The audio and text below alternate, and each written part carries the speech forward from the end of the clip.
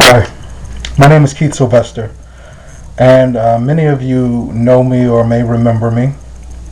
Many of you that went to performing arts, Martin Luther King in Buffalo, New York, Buffalo State College, and Clark Atlanta University.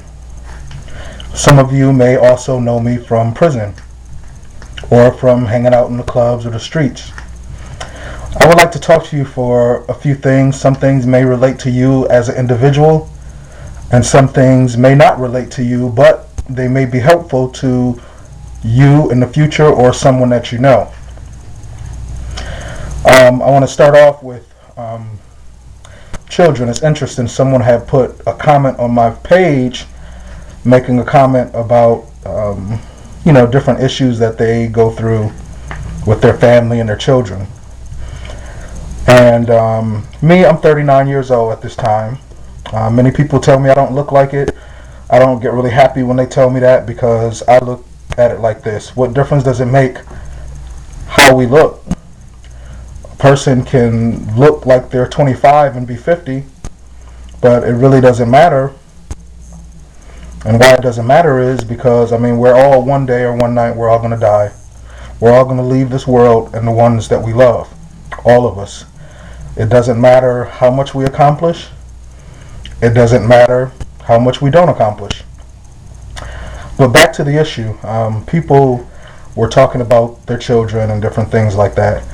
And I personally think that there's a lot of unnecessary materialism in the country, in America. I'm dealing with America right now. I know I have friends that are from other countries. Well, the thing is that I was raised in a household where I lived between my parents and my grandparents. I spent the majority of my teenage years and my early adult life living with my grandparents, who had traditional values. So, although at one point I felt like I had let them down because I didn't complete college at the time, or I started getting in trouble with the law and things like that, I later changed my life and, tried to make some things up even though they're no longer here. Well, back to the issue about children. Some children are growing up very, very materialistic. They have things that are really luxuries. Some of them could be helpful and some of them are not helpful. Like, very expensive cell phones that they often break or lose, or they use in the classrooms, chatting on Facebook and other social networking sites, talking to their friends, planning escapes from school to go meet with people and do things, gossiping. I can see where something like a cell phone is helpful if, the parent wants to get in contact with the child or something like that. But the thing is that many of the things that they have now are very expensive and they're really distractions. And, a lot of children are growing up thinking, well, I have this and the other group of people don't have that, so therefore I'm with the in group, I'm better than them. Well, I can't tell anyone how to raise their children, but I would hope that a good parent would tell their children that it doesn't matter what you have, that does not make you better than others. What makes a person better than others is the goodness that they do, how good they treat themselves, and how good they treat others. I remember myself growing up, and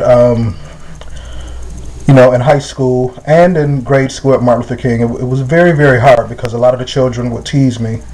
I grew up, like I said, mostly with my grandparents, and my grandparents were well-to-do. They owned 2 homes in a very nice neighborhood on the same street.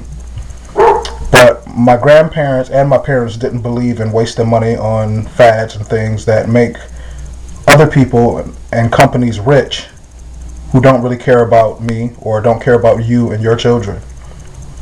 A lot of times I would go home from school and I would cry or I would feel real bad on the inside because I knew that my grandparents and my parents could have afforded some of those faddish things, the clothing and different things, and I didn't understand until I got older how important how they raised me was.